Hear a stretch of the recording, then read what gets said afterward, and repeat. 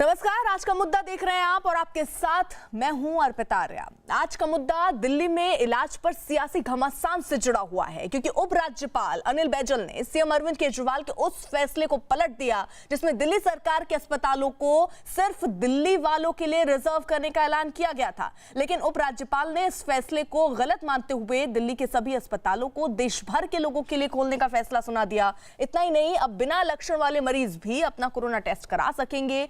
राज्यपाल के इस फैसले के बाद दिल्ली में एक बार फिर एलजी अनिल बैजल और सीएम अरविंद केजरीवाल एक दूसरे के आमने सामने खड़े नजर आ रहे हैं।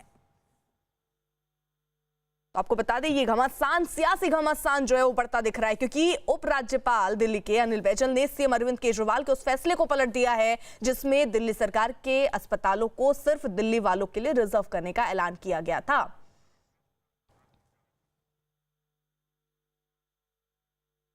चर्चा में कुछ खास मेहमान हमारे साथ इस वक्त जुड़ रहे हैं, हमारे सहयोगी भी होंगे। साथ ही साथ दिल्ली से जावेद मंसूरी हमारे साथ, हमारे सहयोगी इस वक्त जुड़ चुके हैं।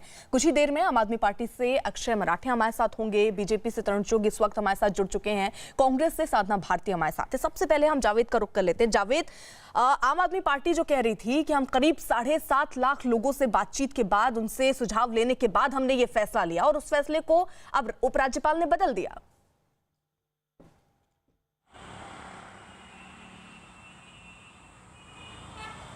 बिल्कुल, देखिए, इसकी तैयारी आम आदमी पार्टी ने करीब एक हफ्ते पहले अगर हम जाएं तो उन्होंने बॉर्डर सील किए, उसके बाद लोगों से सुझाव मांगे, महेश वर्मा कमेटी बने और उनकी सिफारिशों के बाद दिल्ली कैबिनेट ने फैसला लिया कि दिल्ली के सरकारी और निजी अस्पतालों में सिर्फ दिल्ली के लोगों का इलाज होगा। 24 घंटे भी नहीं गुजरे और दिल्ली के उपराज्यपाल ने इस फैसले को पूरी तरह पलट दिया। ये अरविंद केजरीवाल सरकार के लिए एक बड़ा झटका है। हालांकि जिस तरह की प्रतिक्रिया अरविंद केजरीवाल की तरफ से आई, उन्होंने कहा कि एक बड़ी समस्या पैदा की है एलजी ने और एक बड़ी चुनौती है और ईश्वर चाहता है कि हम पूरे देश की सेवा करें। तो इस ट्वीट से कहीं ना कहीं लगता है कि इस मुद्दे को वो और आगे खींचने के लिए मन में नहीं। लेकिन दूसरे आप नेताओं की प्रतिक्रियाएं देखें तो उन्होंने बहुत ज़्यादा सख्त टिप्पणियां की हैं कि बीजेपी ने दबाव डालकर उपराज्यपाल से फैसला बदलवाया है। एक और फैसला जो है वो पलटा है जिसमें बिना लक्षण वालों या माइल्ड लक्षण के जो लोग होते हैं उनका टेस्ट नहीं होगा। इस फैसले को भी एलजी ने पलट दिया है और ये पहली बार नहीं हो रहा है। इससे पहले भी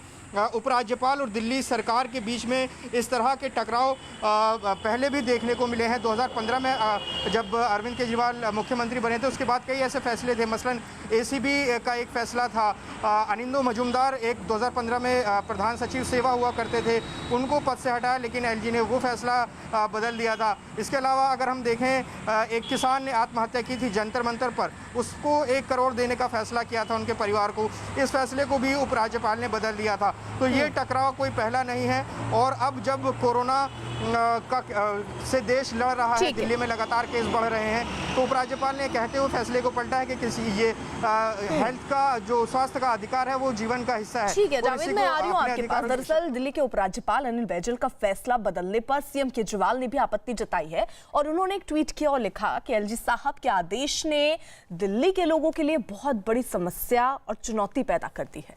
देश भर से आने वाले लोगों के लिए कोरोना महामारी के दौरान इलाज का इंतजाम करना बड़ी चुनौती है। शायद भगवान की मर्जी है कि हम पूरे देश के लोगों की सेवा करें, हम सबके इलाज का इंतजाम करने की कोशिश करेंगे।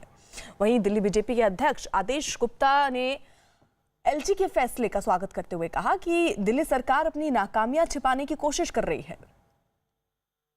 जो माननीय उपराज्यपाल महोदय ने दिल्ली सरकार के फैसलों को निरस्त किया है, उसका हम स्वागत करते हैं। भारतीय जनता पार्टी की पहले से ही मांग थी कि जिस तरह से दिल्ली के मुख्यमंत्री, दिल्ली सरकार अपनी नाकामियों को छुपाने के लिए इस तरह की हथकंडे अपना रही थी, वो सभी आदेश माननीय उपराज्यपाल जी ने निरस्त कर दिए हैं। इससे जनता को बहुत राहत मिलेगी। हमारे साथ इसी बीच अक्षय मराठे जो कि आम आदमी पार्टी से, वो भी जुड़ चुके हैं। अक्षय जी, सबसे पहला सवाल मेरा आपसे, फैसला तो एलजी का है, बीजेपी पर आरोप क्यों लगा रहे हैं? देखिए, सबसे पहली बात तो ये समझना ज़रूरी है कि दिल्ली के मुख्यमंत्री अरविंद केजरीवाल जी ने ये फैसला लिया ही क्यों था। क्या हम चाहते थे कि दिल्ली के बाहर के लोगों को इलाज ना मिले? बिल्कुल नहीं। हम एक राष्ट्रीय पार्टी है, हमारे भी अन्य राज्यों में यूनिट्स है। हमारा मकसद केवल इतना था कि जब ये इतनी बड़ी महामारी दिल्ली पे आ रही है, इतनी बड़ी आपदा आ रही है, तो पेशेंट्स का मैनेजमेंट एक अच्छे तरह से हो, जिसमें कि केंद्र सरकार के जो 10,000 अस्पतालों के बेड्स हैं, उन 10,000 अस्पतालों के बेड्स में देश के पेशेंट्स की जिम्मेदारी हो, और जो 10,000 अस्पताल के बेड्स दिल्ली सरकार के अंडर है, उनमें दिल्ली के लोगों का इंतजाम हो। तो मुझे लगता है ये काफी तुला सा एक निर्णय था, एक फैसला था, जिसको बहुत से लोगों ने स्वागत किया था। मैं समझता हूँ कि दिल्ली के बाहर के भी जो लोग दिल्ली आते हैं इलाज के लिए, उनको भी इस पे कोई आपत्ति नहीं होनी चाहिए थी, क्योंकि एम्स, सफदरजंग, राम मनोहर लोहिया, इस तरह के बड़े बड़े अस्पताल जो है, जो केंद्र सरकार चलाता है दिल्ली में, उनको इन अस्पतालों में इलाज मिलने का हमने अवसर रखा था। लेकिन इस तरह से एलजी साहब ने जो हमारा फैसला पलटकर ऐसी स्थिति पैदा की है कि दिल्ली की लिमिटेड कैपेसिटी को उन्होंने कहा है कि आने वाले समय में देश से कोई भी आके यहाँ इलाज कर ले, तो आप मुझे बताइए कि दिल्ली वाले कहाँ जाए इलाज के लिए? अगर मुझे मेरे माता पिता के लिए, मेरे दादा दादी के लिए, मेरे किसी के छोटे बच्चे के लिए दिल्ली वाले का इलाज करवाना हो, और वहाँ के बेड्स अगर दिल्ली के बाहर के लोगों ने आके वहाँ पे इस्तेमाल कर रहे हो, तो दिल्ली वाले कहाँ जाए? क्या हम फिर नोएडा जाए? क्यों है कि ये फैसला तो एलजी का है ना? मेरा सवाल ये था, ये फैसला एलजी का है, इस पर सियासी रंग देना, जिस तरीके से मनीष सिसोदिया आए बहुत ही गुस्से में, वो कह रहे थे बीजेपी ऐसा करवा रही है, ये ठीक नहीं है, ये क्यों? देखिए, ये कोई किसी से छुपी हुई बात नहीं है कि एलजी साहब कोई अपने आप से निर्णय नहीं ले सकते। एलजी साहब को केंद्रीय गृह मंत्री अपॉइंट करते हैं, उनका डायरेक्ट चेन ऑफ कमांड केंद्रीय गृह मंत्री के साथ है, तो केंद्रीय गृह मंत्री जाहिर सी बात है भाजपा के बहुत बड़े नेता है।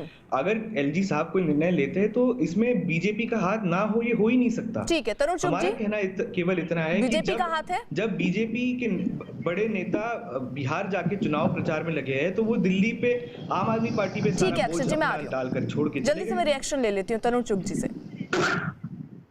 ऐसा है कि आम आदमी पार्टी की सोच हमेशा ही संघीय ढांचे के खिलाफ है। आप देखिए कि जब सिटीजन बिल की बात आई थी, तो इन्होंने कहा था कि जब सिटीजन बिल लागू होगा तो सबसे पहले यहाँ से यूपी बिहार के लोग निकलेंगे। पहले उनको ये भी नहीं मालूम कि देश की नागरिकता एक होती है, दिल्ली की नागरिकता और यूपी की नागरिकता अलग अलग नहीं होती। फिर ये इनका ही बयान था कि 20 रुपए खर्च कर, 50 रुपए खर्च कर एक यूपी बिहार का मजदूर दिल्ली में आ जाता है और वो यहाँ फ्री इलाज कराता है और यहाँ रहता है। ये जो सोच है बिल्कुल भी नहीं। एक ऐसी जगह के लिए जो, अरे भैया सुन लो, मैंने आपको बड़ी गंभीरता से सुना है। एक ऐसी स्टेट जिस स्टेट को एक कैपिटल स्टेट कहा जाता है, और जहां पर हर देश के अंदर जो कैपिटल स्टेट होती है वो इकोनॉमिक्स का, हेल्थ का और बड़े बड़ी चीजों का केंद्र होता है। और आज दिल्ली, चाहे वो प्राइवेट हॉस्पिटल हैं चाहे सरकारी हॉस्पिटल्स हैं, वो एक केंद्र है देश के अंदर हेल्थ सर्विसेज का। और ऐसा बयान देना, मेरे तो लगता है इससे मूर्खतापूर्ण देश हो नहीं सकता। और एलजी ने जो संघीय ढांचा है और जो सोच है कि कश्मीर से लेकर कन्याकुमारी तक भारत एक है। ठीक है तरुण चुग जी, मैं आ रही हूँ, जल्दी से मैं साधना भारती को भी चर्चा में शामिल कर लेती हूँ। साधना, आपका क्या मानना है? ठीक है, आ रही हूँ तरुण जी। देखिए, पहली बात तो ये कि जो आम आदमी पार्टी अभी ये कह रही है कि हमने दिल्ली के हॉस्पिटल्स को इसीलिए आरक्षण के लिए इस तरह से मांग कर दी थी कि दिल्ली में सिर्फ दिल्ली के पेशेंट आएंगे, कि और दिल्ली के लोग जाएंगे कहाँ? अगर आपको दिल्ली के लोगों की इतनी फिक्र थी तो 38 दिल्ली के सरकारी हॉस्पिटल्स में से केवल 5 को आपने कोविड के लिए रिजर्व क्यों करने का काम किया? दूसरी चीज ये कह रहे हैं कि एलजी ने जो फैसला दिया, देखिए एलजी ने जो फैसला दिया है, ये फैसला है कि दिल्ली के हॉस्पिटल सबके लिए होने चाहिए, क्योंकि 12 अक्टूबर 2018 को भी इन्होंने आम आदमी पार्टी की सरकार ने गुरु तेग बहादुर हॉस्पिटल को स्थानीय लोगों के लिए आरक्षित करने की मांग की थी, जिसमें हाईकोर्ट ने दखल अंदाजी की थी। ये भारतीय जनता पार्टी और आम आदमी पार्टी अब ए बी टीम बन के काम क्यों कर रहे हैं? एक तरफ भारतीय जनता पार्टी ने मजदूरों को मौत के मुंह में जाने के लिए छोड़ दिया है, ठीक है, और दिल्ली की भारती, मैं आ रही हूँ, आपके सवाल का जवाब दे लेती हूँ। अक्षय मराठे वो कह रहे हैं कि बहुत बवाल बढ़ा, पहले तो आपने 38 में से 2 ही अस्पताल को कोरोना के लिए घोषित किया, उसके बाद जब बहुत बवाल बढ़ा था तो 5 कर दिया, ऐसा क्यों? नहीं, बिल्कुल जायज सवाल है ये, इसका जवाब ही सुन लीजिए। दिल्ली सरकार के 38 अस्पताल है, उनमें से जो मैक्सिमम बेड्स कैपेसिटी है वो उन्हीं 5 अस्पतालों में है जिनको हमने कोविड में बदला है। मैं आपको उदाहरण के तौर पे बता देता हूँ, 10,000 बेड्स है इन 38 अस्पतालों में। उन 10,000 बेड्स में से 5000 बेड्स कोविड के लिए हमने ऑलरेडी अलग रख लिए है जीटीबी, एलएनजेपी और राजीव गांधी अस्पतालों में। इसकी तुलना अगर आप केंद्र या एमसीडी के अस्पतालों से करें, एमसीडी के पास भी 5000 अस्पताल बेड है। एमसीडी ने जो भाजपा चलाती है दिल्ली में, उनमें से कितने अस्पताल उन्होंने कोविड के लिए अलग रखे हैं? उसमें आप केंद्र सरकार में जाइए, 10,000 बेड है केंद्र के पास, उसमें से एम्स ने सिर्फ 500 बेड रखे हैं, आरएमएल ने सिर्फ 150 बेड रखे हैं, सफदरजंग ने सिर्फ 350 बेड रखे हैं। तो सारा जो बोझ है दिल्ली में कोरोना से लड़ाई करने का, वो सारा आम आदमी पार्टी पे छोड़ के भाजपा बिहार में चुनाव लड़ने चली गई है। ठीक है, तो तरुण जी, मैं इसको राजनीति करना नहीं चाहता था, लेकिन ऐसी परिस्थितियां पैदा हो गई है कि भाजपा ने बिल्कुल दिल्ली वालों को अपने आप छोड़ दिया है, अपने आत्मनिर्भर बना के छोड़ दिया एक तरह से। तरुण जी, सरकार में 5 साल से अभी 6वां साल चल रहा है, आपने दिल्ली की हेल्थ सर्विसेज को उबारने के लिए क्या किया? आपने तो पैसा जितना स्टेट गवर्नमेंट का था या केंद्र से जो सहायता आ रही थी, उसको मोहल्ला क्लिनिक में खर्च कर दिया कि एक मोहल्ला क्लिनिक में कि आपको डिस्प्रिन की गोली चाहिए और छोटा सा इलाज चाहिए, वहां चले जाएं। आपने तो केंद्र की जो हेल्थ सर्विसेज की स्कीम थी, इंश्योरेंस स्कीम थी, उसको लागू नहीं होने दिया। नहीं तो दिल्ली का व्यक्ति कन्याकुमारी जाके भी आज इलाज करा सकता है। अरे भैया कैसे लागू है? अरे आयुष्मान भारत कैसे लागू है ये बताइए। आपने उसको कितना कट पेस्ट किया? असल में क्या है, आपको इन चीजों से ऊपर उठना होगा। और जो आपकी ये सोच, आपको शायद जानकारी नहीं है दिल्ली में आयुष्मान भारत लागू है। मेरे को बताइए आप अरविंद केजरीवाल जी मुख्यमंत्री बनने से पहले कहाँ रहते थे? बताइए जरा, कहाँ रहते थे अरविंद केजरीवाल? अरे गाजियाबाद रहते थे। आप मुख्यमंत्री, मैं आपको बताता हूँ, मैं अपनी कहानी बताता हूँ। मैं खुद महाराष्ट्र से दिल्ली आया हूँ, मेरे नाम में मराठे लगा हुआ है, लेकिन मैं दिल्ली वाला हूँ। जो भी दिल्ली में आज रहता है वो दिल्ली वाला है। आपको लगता है कि दिल्ली केवल उन्हीं लोगों की है जो कि सालों से यहाँ रहते हैं? ऐसा नहीं है। नहीं तरुण शुभ जी, नहीं, शब्दों की थोड़ी सी मर्यादा का ख्याल रखें तो बेहतर है। आंकड़ों पर बात करें तो और ज्यादा बेहतर है। मैं आ रही हूँ आप दोनों के पास। वहीं दिल्ली में कोरोना के मरीजों का जो आंकड़ा है वो आप समझिए 30,000 के करीब पहुंच चुका है। पिछले 24 घंटे में कोरोना के 1007 नए मरीज बढ़े हैं, जिसके बाद दिल्ली में कोरोना के मरीजों का आंकड़ा बढ़कर 29,943 हो गया है। दिल्ली में पिछले 24 घंटे में कोरोना से 17 मरीजों की मौत हुई है, जिसके बाद दिल्ली में कोरोना से मरने वालों की संख्या 874 हो गई है। यही नहीं, दिल्ली में पिछले 24 घंटे में 358 कोरोना मरीज जो हैं वो ठीक भी हुए हैं, अपने घर गए हैं। तो अगर 24 घंटे में हम आंकड़ों को देखें तो आप समझिए कि 17 लोगों की मौत, और उसी के साथ साथ 24 घंटे में 1000 के ऊपर कोरोना के पेशेंट दिल्ली में बढ़े हैं, और इसी के साथ 30,000 के करीब दिल्ली में कोरोना के केसेस के अगर हम देखें तो वो बढ़ते हुए अब 30,000 के करीब पहुंच चुका है। तरुण शुभ जी, मुझे एक सवाल का जवाब ये चाहिए कि एक आम जनता जो है यहाँ पर, मैं अगर इलाज करवाने जा रही हूँ तो आम आदमी पार्टी की तरफ से कहा जा रहा है कि केंद्र की तरफ से मुझे सुविधाएं हम लोग नहीं कर पा रहे क्योंकि काम नहीं करने दिया जा रहा है, केंद्र कह रही है कि ये कर नहीं रहे, लेकिन आम नागरिक वो क्या करे? वो किस राजनीतिक दल को सुने? क्या ऐसा नहीं हो सकता है कि दोनों मतलब केंद्र और राज्य जो है तालमेल बैठा लें ताकि इस वक्त पर, कोरोना काल के वक्त पर स्थिति बेहतर हो? सर, मर जाने जा रही है। अर्पिता बहन, आप बिल्कुल सही कह रही हैं। ये लड़ाई सबको मिलकर लड़नी है। लेकिन हो क्या रहा है, दिल्ली के अंदर जो अरविंद केजरीवाल जी हिसार के पैदा हुए, गाजियाबाद के रहने वाले दिल्ली के मुख्यमंत्री बने हैं, उनको असल में दर्द भूल गया है वो डाटा को, वहां पर हो रही गतिविधियों को। उनकी कोशिश है कि ज्यादा टेस्ट मत हो, लोग टेस्ट मत कराएं, कहीं गणित बढ़ ना जाए। और कल से जो उन्होंने ड्रामा शुरू किया है, ये असल में अपनी गलतियों को छुपाने के लिए एक पॉलिटिकल ड्रामा है। उनको पता है कि अभी ही मैंने ये अपील की कि इसमें राजनीतिक बयानबाजी अगर नहीं हो, मिलकर बात हो, और आपने वहीं पर राजनीति की बात कर दी। सर, कोई ऐसा विकल्प बीच का बताइए ना कि उनको जो तकलीफ हो रही है केंद्र क्या मदद कर सकती है, उस पर हम अगर चर्चा कर ले तो ज्यादा बेहतर होगा ना सर। अर्पिता बहन, दिल्ली के अंदर सबसे ज्यादा केंद्र की ओर से सबसे ज्यादा काम दिल्ली में हो रहा है। दिल्ली एक कैपिटल भी है। हमारी ओर से आज तक आप बताइए कोई पॉलिटिक्स इस पे हुई हो? लेकिन जब आप ऐसे फैसले करेंगे जो देश के संघीय ढांचे के विपरीत होंगे और आप एलजी की अथॉरिटी को चैलेंज कर रहे हैं, वो एक संवैधानिक पद है, आप उनको बीजेपी का नेता मेरा बता सवाल रहे हैं। अब पॉलिटिक्स से भी कौन होगा। कर मैं रहा आ रही हूँ, है? एक सेकंड पॉलिटिक्स कौन कर मैं रहा आप दोनों को रोक रही हूँ। उपराज्यपाल का अस्पतालों को सिर्फ दिल्ली वालों के लिए रखने के फैसले को पलटना दिल्ली की सरकार को नागवार गुजरा है। दिल्ली के डिप्टी सीएम मनीष सिसोदिया ने इस बहाने बीजेपी पर तीखा हमला बोला है। दिल्ली सरकार जब हेल्थ पे ठीक से काम कर रही है तो आप इस तरह की तुच्ची राजनीति करके एलजी पे दबाव डाल के दिल्ली सरकार के ऑर्डर्स को कैंसिल करा रहे हैं। शर्म आनी चाहिए भारतीय जनता पार्टी के नेताओं को। कल अगर सारे के सारे बेड भर गए आपके इस नतीजे की वजह से, आपके इन फैसलों की वजह से, तो कौन जिम्मेदार होगा अगर कोई मौत होती है तो? अब यहाँ जल्दी से ये भी सुन लेते हैं कि सीएम केजरीवाल ने 7 जून को दिल्ली सरकार के अस्पतालों में दूसरे राज्यों के मरीजों के इलाज के बारे में क्या कहा था। दिल्ली के सारे अस्पताल केवल दिल्ली के लोगों के लिए कुछ महीनों के लिए होने चाहिए और दिल्ली के अस्पतालों को पूरे देश के लोगों के लिए फिलहाल नहीं खोलना चाहिए। प्राइवेट अस्पताल केवल दिल्ली वालों के लिए रिजर्व रहेंगे कोरोना तक। अक्षय मराठे जवाब देना चाह रहे थे तरुण चुग की बात का। उसको जवाब के साथ साथ मेरा एक और सवाल है, उसका जवाब भी आप अक्षय जी दे दीजिएगा। जो स्थिति फिलहाल अभी है, अब जो है वो उपराज्यपाल ने आपने जो फैसला लिया था उसको बदल दिया है, यानी अब आपको करना क्या होगा, आपको ज्यादा बेड की तैयारी करनी पड़ेगी, क्योंकि अगर केस बढ़ेंगे, क्योंकि आप 27,000 के करीब बेड तैयार हैं, अभी की स्थिति में ही 49,000 के ऊपर बेड चाहिए। तो अब आगे क्या दिल्ली सरकार ऐसा करेगी कि बेड की संख्या बढ़े, जो मरीज पहुंचे उनका इलाज वहां पर हो पाए? क्या सरकार की तैयारी?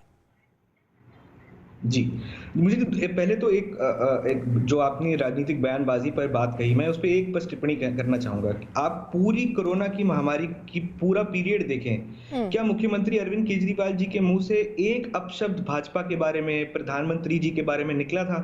आज तक आम आदमी पार्टी का यही स्टैंड रहा है कि हम इस महामारी के बीच में राजनीति नहीं करेंगे। केवल कल जो उपराज्यपाल जी ने निर्णय लिया है उसके बाद हमें मजबूरी में भाजपा के खिलाफ बोलना पड़ा है, क्योंकि भाजपा ने इसमें हस्तक्षेप किया है। गवर्नर को भारतीय जनता पार्टी के सदस्य बता रहे हैं। मेरी बात बताइए, ये बयान किसने दिया? बीजेपी सिसोदिया जी ने दिया ना। सबको पता है गवर्नर कौन अपॉइंट करता है। इस पर पॉलिटिक्स की कौन पॉलिटिक्स कर रहा है? अरे भैया, कोई बच्चा नहीं है, कोई राजनीति, आम आदमी पार्टी के नेता है। यहाँ पे सिसोदिया जी तो आम आदमी पार्टी के राजनीति को नहीं समझता। तो आम आदमी पार्टी का नेता, बीजेपी का नेता नहीं है ना। जवाब ले लो। मैंने आपको नहीं टोका था। ठीक है तरुण जी, एक सेकंड। तरुण जी, आप ऐसे नहीं कर सकते। अक्षय जी, आप झूठ भी मत बोलिए ना। तरुण जी ठीक है, आपने सवाल पूछा, उसी का जवाब। वो ये कह रहे हैं, अक्षय वो ये कह रहे हैं कि एलजी जो है वो अपना एक पद होता है, वो किसी पार्टी का नहीं होता है। तो ऐसा आरोप लगाकर ये राजनीति की शुरुआत ही मनीष सिसोदिया कर रहे हैं। अगर आप ये कह रहे हैं कि पहले हमने राजनीति नहीं की, तो शुरुआत तो अब कर दी ना। देखिए, ये जाहिर सी बात है, देश में एलजी और गवर्नर, केंद्र में गृह मंत्री जो बैठे अमित शाह जी, वो अपॉइंट करते हैं। तो आप कैसे कह सकते हैं कि केंद्र के बीच में बीजेपी सरकार के बिल्कुल अलग है ये पूरा सिस्टम? ये हो ही नहीं सकता। ये पूरे देश को पता है कि देश में जो गवर्नर और लेफ्टिनेंट गवर्नर होते हैं वो केंद्र सरकार अपॉइंट करती है। आप तरुण जी, आप क्यों बीच में बोल रहे हैं? आपको बीच में तो मैं नहीं बोल रहा था ना। झूठ का बोल रहे हैं, मेरे को बताइए। ऐसे बदतमीजी से बीच में क्यों बोल रहे हैं? झूठ बोल रहे हैं। आप तो झूठ में झूठ बोले जा रहे थे, झूठ का पहाड़ खड़ा कर रहे थे। मैंने तो आपको नहीं टोका। बताइए, मैंने आपको नहीं टोका था। आप रुक जाइए। वो किसी तरह से बदतमीजी से आप जो कर रहे हैं वो सही नहीं है। एलजी किसी पार्टी का आप जो बदतमीजी कर रहे हैं वो सही नहीं है। एलजी किसी पार्टी का व्यक्ति होता है। आपका बर्ताव सही नहीं है। आप अक्षय जी झूठ में झूठ बोले जा रहे हैं। अर्पिता जी, इनसे आपको एलजी से बहुत प्यार होगा, दिल्ली की जनता को मुख्यमंत्री से प्यार नहीं होता है।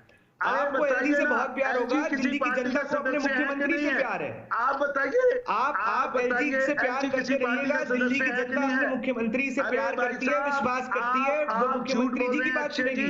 आप एलजी के पास जाइए, अपने कोई चिंता नहीं है। सदस्य नहीं होता, लेकिन मनीष सिसोदिया आम आदमी पार्टी का सदस्य है। दोनों लोगों से मेरी रिक्वेस्ट है, अपनी अपनी बारी में बोलेंगे। ऐसे अगर तू मैं होगा सर, कोई समझ नहीं पाएगा आप लोग क्या बोल रहे हैं। इसलिए बहुत जरूरी है कि एक एक करके मैं अभी मैं सवाल के साथ आती हूँ तरुण जी। साधना को भी मैं नहीं ले पाई हूँ। साधना, मैं आ रही हूँ। अक्षय, मैं आ रही हूँ, एक सेकेंड। लेकिन आम आदमी पार्टी के राज्यसभा सांसद जो है संजय सिंह ने उपराज्यपाल के फैसले को दिल्ली की जनता के खिलाफ बताया है। ये जो फैसला है ये एक तानाशाही पूर्ण फैसला है एलजी का, और मैं समझता हूँ ये एलजी का फैसला नहीं, ये भारतीय जनता पार्टी का फैसला है। भाजपा ही इसके खिलाफ लगातार बोल रही थी। हम प्राइवेट हॉस्पिटल के खिलाफ कार्रवाई करते हैं, भाजपा के पेट में दर्द। हम मरीजों को गलत रिपोर्ट देने वाली पैथोलॉजी लैब के खिलाफ कार्रवाई करते हैं, भाजपा के पेट में दर्द। तो भाजपाइयों का क्या संबंध है इन प्राइवेट हॉस्पिटल वालों को? दिल्ली के जो नागरिक हैं उनका भी इलाज हो, और दिल्ली में अगर कोई व्यक्ति आकर रुका है, बीमार हो जाए, तो उसको कोई भी डॉक्टर इलाज से मना नहीं कर सकता। ये अच्छा फैसला है, भारतीय जनता पार्टी इसका स्वागत करती है। लेफ्टिनेंट गवर्नर साहब का जो ऑर्डर आया है और केजरीवाल जी के ऑर्डर को बदलने का काम उन्होंने किया, तो सवाल ये उठते कि निरंतर जब इतना तालमेल आप लोगों में है तो आज इस तरह का निर्णय कैसे? तो ये कहीं ना कहीं प्रश्न उठते हैं कि आप एक दूसरे के ऊपर बात डाल करके क्या छुपाना चाहते हैं? क्या ध्यान, जनता का ध्यान भटकाना चाहते हैं? मैं ये कहना चाहता हूं, बार बार हमने इस बात को कहा कि एक दूसरे की नाकामियों को भाजपा हो या आम आदमी पार्टी की सरकार हो, उनको छुपाने का काम चल रहा है। साधना भारती कुछ कहना चाह रही थी, जल्दी से साधना आप कंप्लीट कीजिए, फिर मेरा सवाल तरुण जी से होगा। आ रही हो तरुण जी? जी, मैं सिर्फ इतना कहना चाह रही हूँ, इतनी देर से इनके लोगों दोनों पक्षों की बातें सुन रही हूँ। भाजपा आम आदमी पार्टी एक दूसरे पे ठीकरा फोड़ रहा है। मैं दोनों की बात कर देती हूँ। केंद्र के जो हॉस्पिटल्स हैं उसमें दिल्ली के अंदर 13,200 कुल बेड है, और जो म्युनिसिपल कॉर्पोरेशन है उसके 3500 बेड हैं। टोटल मिला के 16,700 में से केवल आपने 1500 कोविड के लिए क्यों रिजर्व किए हुए हैं? इसका जवाब दे बीजेपी गवर्नमेंट। दूसरी बात, अगर स्वास्थ्य मंत्रालय की माने तो अगले हफ्ते तक केसेस 56,000 तक जा सकते हैं। आपके यहाँ पर दिल्ली के अंदर हाईएस्ट पॉजिटिविटी रेशियो बना हुआ है। हर चौथा आदमी जो टेस्ट होता है उसमें पॉजिटिव पाया जाता है। तो आप केजरीवाल जी कहा करते थे कि जितने ज्यादा टेस्ट होंगे उतना ही कोरोना को मात दे पाएंगे। तो आप टेस्टों की संख्या आपने कम क्यों कर दी है? आपने 8 लैब्स बंद कर दिए जो कि ओवर टेस्टिंग पे पाए गए। तो आप तो खुद ऐसा काम करने का काम करें। मैं यही कहूंगी, ये दोनों ही सरकारें अपनी बात से भटकाने के लिए, क्योंकि इनके पास कुछ नहीं है, डाइवर्टन रूल करने का काम करिए, इसे करना बंद कीजिए। एबी टीम मत बन के कीजिए, हम बन के काम कीजिए। मैं राजनीति में नहीं पढ़ना चाहूंगा, लेकिन आपका एक सवाल था, बहुत महत्वपूर्ण था कि अब हम क्या करेंगे, अब दिल्ली सरकार क्या करेगी। तो हमने एक बहुत बड़ा प्लान बनाया हुआ है, जो ऑलरेडी कुछ अस्पतालों ने, हमने ये किया है कि अस्पतालों को होटलों से लिंक कर दिया है। तो मैक्स हॉस्पिटल को हमने एक शेरेटन होटल के साथ लिंक कर दिया है, एक फोर्टिस को किसी और होटल के साथ लिंक कर दिया है। तो हम इस तरह से प्राइवेट अस्पतालों की बेड कैपेसिटी बढ़ाने पर काम कर रहे हैं। इसके अलावा हमारे सरकारी अस्पतालों में हम कैपेसिटी बढ़ाने की का काम कर रहे हैं। आने वाले 2-4 दिनों में, आज भी मैं बता दूं आपको, 9,000 बेड अवेलेबल है, जिसमें से 4,000-5,000 ही ऑक्यूपाइड है। तो अगर और भी जरूरत पड़ेगी तो सरकारी अस्पतालों की कैपेसिटी भी बढ़ाई जाएगी। और मेरी बात पूरी होने दीजिए, मैंने आपके साथ बहस नहीं, मैं आपको बिल्कुल बीच में नहीं बोल रहा था। आप शांति से बात करिए, चिल्ला क्यों रही है? आप चिल्ला क्यों रही है? मैंने आपके खिलाफ कुछ भी नहीं बोला। मैं मेरी बात पूरी कर दूं, मैं मेरी बात पूरी कर दूं। आप वो काम करें मेरे खिलाफ, आप अपनी महाराष्ट्र की सरकार संभालिए। साधना जी एक सेकंड में आपके सवाल का जवाब। अच्छा, साधना जी ने कई सवाल पूछे हैं, उस पर भी तस्वीर क्लियर कर दीजिए। तरुण जी मैं आ रही हूँ, उस पर भी तस्वीर क्लियर कर दीजिए। अक्षय, उन्होंने जो ये एक आरोप आपकी सरकार पर लग रहा है, कई पार्टियां ये कह रही हैं कि टेस्टिंग नहीं हो रही है, कई लैब है उनको बंद कर दिया गया है, उस पर आपका क्या जवाब है? नहीं, ये बिल्कुल अफवाहें हैं। देखिए 42 लैब्स है दिल्ली में, जिनमें से सिर्फ 8 लैब्स को हमने सस्पेंड किया था, वो भी क्योंकि वो केंद्र सरकार के आईसीएमआर गाइडलाइंस का उल्लंघन कर रही थी। इसमें हमने क्या गलत किया कि कोई अगर बदमाशी करे, कोई अस्पताल गलत करे, कोई लैब गलत करे तो एक्शन ना लिया जाए। भाजपा यही चाहती है कि कोई दिल्ली में बदमाशी करे, कोई अस्पताल गलत काम करे तो उस पर हम एक्शन ना ले। वो बताए कि वो दिल्ली के अस्पतालों की तरफ है, प्राइवेट अस्पतालों की तरफ है या दिल्ली की जनता की तरफ है।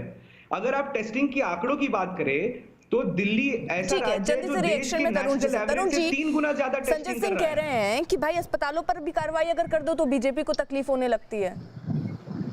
ऐसा है, पिक एंड चूज नहीं होना चाहिए। जो गलत है उस पर कार्रवाई का हम स्वागत करते हैं, लेकिन सबसे बड़ी कार्रवाई दिल्ली के एलजी ने कल की है। जो दिल्ली के मुख्यमंत्री का मूर्खतापूर्ण जो आदेश था उसको निरस्त करके, जो लोग, आप इनसे पूछिए जब ये गाजियाबाद में रहते थे, अरे भाई साहब की भाषा मुख्यमंत्री के खिलाफ नहीं इस्तेमाल कर सकते। दिल्ली के अंदर इलाज कराना है, मूर्खतापूर्ण निर्णय था जो देश के संघीय ढांचे को इस तरह की भाषा को चैलेंज करता है। तरुण जी मैं एक बार फिर से आपसे कह रही हूँ, टीका टिप्पणी निजी कमेंट से हम अगर बच जाएं तो बेहतर है, और अगर हम आंकड़ों पर बात करें तो और ज्यादा बेहतर है। प्लीज, मैं आप दोनों को रोक रही हूँ। कांग्रेस नेता, दरअसल इसी बीच राशिद अल्वी ने दिल्ली के उपराज्यपाल अनिल बैजल के फैसले को सही बताया है। लेफ्टिनेंट गवर्नर का सही फैसला है। कोई भी भारतीय कहीं का भी पेशेंट है, किसी भी भारत के हिस्से से आता है, हॉस्पिटल्स उसको वापस नहीं कर सकते। उनका इलाज करना हॉस्पिटल्स की और डॉक्टर्स की जिम्मेदारी है। दिल्ली के अंदर तो ज़्यादातर लोग दिल्ली से बाहर के आए हुए हैं जो आकर यहाँ सेटल्ड हो गए हैं। पूर्वी दिल्ली के बीजेपी सांसद और पूर्व क्रिकेटर गौतम गंभीर ने उपराज्यपाल के फैसले की सराहना की है। गौतम गंभीर ने दरअसल एक ट्वीट किया और ट्वीट करके लिखा है कि दिल्ली सरकार द्वारा अन्य राज्यों के मरीजों का इलाज नहीं करने के मूर्खतापूर्ण आदेश को खत्म करने के लिए एलजी का उत्कृष्ट कदम। भारत एक है और हमें मिलकर इस महामारी से लड़ना है। India fights against corona. Akshay मराठे, मैंने कई महत्वपूर्ण जो सवाल आपसे कि अब दिल्ली सरकार आगे क्या करना चाह रही है, आपने बताया कि होटल से हम लिंक कर रहे हैं। केसेस जो बढ़ रहे हैं, टेस्टिंग के लिए आपने क्या और शुरुआत ऐसी दिल्ली सरकार ने की है कि टेस्टिंग जो है वो ज्यादा से ज्यादा हो पाए, क्योंकि आंकड़े अब चिंता पैदा कर रहे हैं। 30,000 के करीब दिल्ली में केसेस सामने आ चुके हैं। तनुज जी, मैं आ रही हूँ। जी बिल्कुल, मैं जैसे पहले भी कह रहा था कि टेस्टिंग में दिल्ली में कोई कमी नहीं हो रही है। दिल्ली नेशनल एवरेज से 3 गुना ज्यादा टेस्टिंग कर रहा है। आज हमारे यहाँ अगर ज्यादा पॉजिटिविटी रेट हो रही है तो इसीलिए हो रही है क्योंकि हमने एक निर्णय लिया था कि हम सिर्फ सिम्टोमेटिक्स को टेस्ट करेंगे। तो पिछले कुछ दिनों में जाहिर सी बात है, जब आप सिम्टोमेटिक को टेस्ट करोगे तो ज्यादा नंबर पॉजिटिव आएंगे। लेकिन मैं इसी किस तरह का शो है ये किस तरह का शो है जिसमें आप एक दूसरे के बीच में बोलते रहते हो। आप अपनी नाकामियों को इस तरह से क्यों मेरे बीच में? नहीं, एक सेकंड अक्षय जी, साधना आप क्या कहना चाह रही है? नहीं, साधना का सवाल ले लेती हूँ, फिर जवाब अक्षय दे दीजिएगा। ये किस तरह का बर्ताव है? एक मिनट, मेरी बात पूरी रखने दीजिए, फिर आप जिसको मर्जी पूछ लीजिए। ये किस तरह का शो है? आप मुझे मेरी बात पूरी करने दीजिए। आप मुझे मेरी बात पूरी रखने दीजिए। ये ठीक है, एक सेकंड साधना, आपका सवाल हो गया। अक्षय जी, वो ये पूछ रहे हैं टेस्टिंग कम हुआ है, टेस्टिंग कम हो रहे हैं, आधे हो गए हैं, वो उनका कहना है। अगर मेरी बात पूरी रखने आप नहीं देंगे तो आप समझ ही नहीं पाएंगे मैं क्या कह रहा हूं। अक्षय, अगर ऐसा भी है कि आपकी कोई बात से वो सहमत नहीं है तो उन्होंने उसको कोट कर दिया, उस सवाल को भी आप साथ में ही जवाब दे देंगे तो उसका भी जवाब उनको मिल जाएगा। ठीक है साधना जी? बिल्कुल, मैं सारे सवालों का जवाब लेने के लिए बैठा हूँ। सुनिए, अब देखिए, आज की डेट पे दिल्ली में पिछले एक हफ्ते की अगर आप ट्रैक रिकॉर्ड देखें तो लगातार 5,000, 6,000, 4,000 इस तरह के टेस्ट के फिगर्स आ रहे हैं। अगर आप उसी समय में भाजपा शासित राज्यों का आंकड़ा देखें तो यूपी में कितने टेस्ट हुए? 7,000 टेस्ट हुए। अक्षय जी, नहीं, में तो 10 गुना लोग ज्यादा रहते हैं। दिल्ली के हिसाब को जानना चाह रही थी। 10 गुना लोग ज्यादा रहते हैं। तो ऐसा क्यों है कि जहां 10 गुना लोग ज्यादा रहते हैं वहां सिर्फ 1-2 हजार टेस्ट ज्यादा होते हैं? लेकिन दिल्ली को ठीक है, मैं आप सभी को रोक रही हूँ, लेकिन इसमें बहुत जरूरी है कि राजनीति से ऊपर उठकर हमें आम लोगों के बारे में सोचना चाहिए, और ये सारी ही पार्टियों को सोचना चाहिए, वो केंद्र की हो, राज्य की हो। इस वक्त राजनीति से ऊपर उठकर इस काल में कैसे लड़ना है कोरोना से, वो सोचना बहुत महत्वपूर्ण है। बहरहाल, आप सभी का बहुत बहुत शुक्रिया चर्चा में जुड़ने के लिए। बढ़ रहे हैं आगे। दिल्ली में कोरोना वायरस की कम्युनिटी स्प्रेड की आशंका है, जिस पर चर्चा के लिए आज एसडीएमए यानी स्टेट डिजास्टर मैनेजमेंट अथॉरिटी की एक बैठक बुलाई गई है। कम्युनिटी स्प्रेड तब माना जाता है जब वायरस जो है उन लोगों को भी चपेट में लेना शुरू कर देता है जो ना तो विदेश गए हैं, ना विदेश से लौटने वालों के संपर्क में आए हैं, और ना ही कोरोना के किसी मरीज के संपर्क में आए हैं। मीटिंग में मुख्यमंत्री जी शामिल नहीं हो पाएंगे, लेकिन मीटिंग होगी एसडीएमए की और उस पर एक्सपर्ट्स के साथ में चर्चा होगी। और अगर ये होता है कि कम्युनिटी स्प्रेड हुआ है, अगर एसडीएमए में बैठ के एक्सपर्ट्स की राय से ये तय होता है, तो फिर पूरी की पूरी स्ट्रेटेजी दिल्ली में कोरोना से लड़ने के लिए बदलनी होगी, उस पर चर्चा होगी। अब जान लेते हैं दरअसल कम्युनिटी ट्रांसमिशन क्या है। तीसरे स्टेज पर बीमारी का फैलाव, इन्फेक्शन का स्रोत पता नहीं चलता है, मरीजों की संख्या बहुत तेजी से बढ़ती है, कोरोना के मरीजों से मिलने का पता नहीं चलता है, मरीज की किसी यात्रा की जानकारी नहीं होती है, कम्युनिटी में वायरस जो है वो बहुत तेजी से फैलता है।